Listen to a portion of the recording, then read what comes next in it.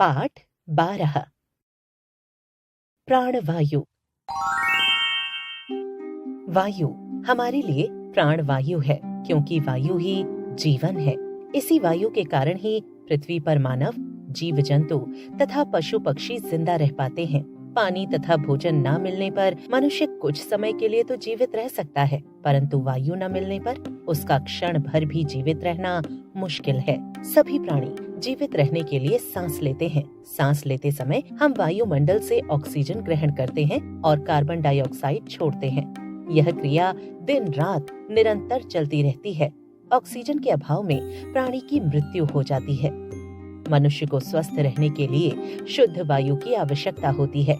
शुद्ध वायु में विभिन्न गैसों की संतुलित एवं एक निश्चित मात्रा पाई जाती है। यह रक्त की सफाई करती है, सभी अंगों को क्रियाशील बनाती है, शारीरिक वृद्धि में सहायता करती है, विषाणु एवं जीवाणु रहित करके अनेक प्रकार की बीमारियों से बचाती है। मनुष्य ही नहीं, पेड़ पौधे भी सजीव हैं।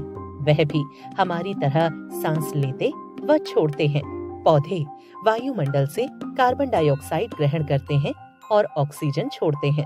यह कार्बन डाइऑक्साइड जड़ द्वारा शोषित जल के साथ मिलकर एक विशेष प्रकार की क्रिया करती है, जिससे पौधों का भोजन तैयार होता है। यदि पेड़ पौधों को धूप और हवा न मिले तो उनका जीवित रहना असंभव है।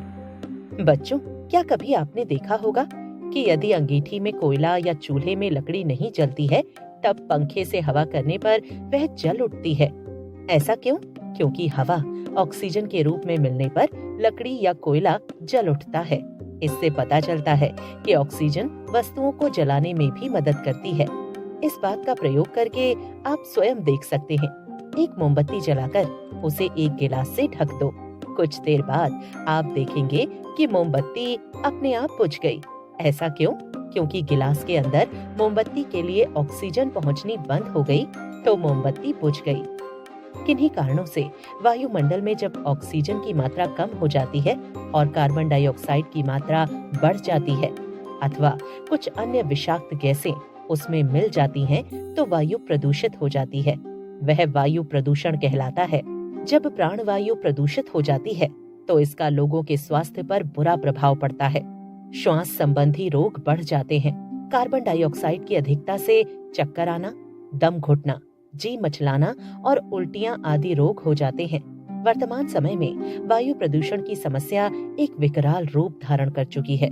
वायु अनेक कारणों से प्रदूषित होती है। कारखानों का धुआं एवं उनके अवशिष्ट पदार्थ, स्कूटर, कार, मोटर गाड़ियां और रेल गाड़ियों का धुआं, विभिन्न प्रकार के कारखानों से निकलने वाली विषाक्त गैसें हवा में मिलकर वायु को प्रदूषित कर देती हैं। पर्यावरण का संतुलन बनाए रखने के लिए तथा मनुष्यों का जीवन बचाने के लिए यह बहुत जरूरी है कि वायु को प्रदूषित होने से रोका जाए। यह कार्य किसी एक व्यक्ति के करने से नहीं होगा। इसके लिए सभी लोगों और सरकार को मिलकर प्रयास करना होगा।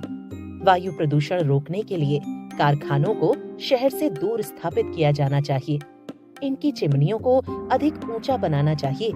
कारखानों के दूषित अवशिष्ट पदार्थों को रासायनिक क्रियाओं द्वारा शुद्ध करके अन्य उपयोग में लाया जा सकता है।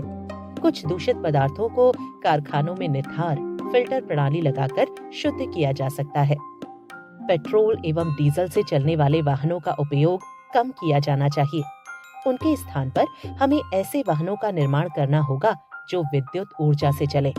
इस प्रकार वायु में सल्फर और कार्बन डाइऑक्साइड जैसी विषैली गैसों की मात्रा घटेगी। वायु प्रदूषण रोकने के लिए बढ़ती हुई जनसंख्या पर नियंत्रण रखना भी अत्यंत आवश्यक है, क्योंकि ज्यों-ज्यों जनसंख्या बढ़ती जा रही है, लोग वन काटकर कृषि योग्य भूमि और आवास बनाते जा रहे हैं। वे अपनी आवश्यकताओं की पूर्ति के लिए उद्योग धंधे, कल कारखाने बढ़ाते जा रहे हैं। इस प्रकार वे वायु प्रदूषण को बढ़ा रहे हैं। वायु प्रदूषण को रोकने का सबसे अच्छा उपाय है कि अधिक से अधिक पेड़ पौधे लगाए जाएं, क्योंकि ये वायु को शुद्ध रखते हैं। जन जन में यह चेतना जागृत की जाए कि पेड़ पौधों को न काटें, बल्कि और अधिक पेड़ पौधे लगाएं। तभी मनुष्य का जीवित रहना संभव हो पाएगा।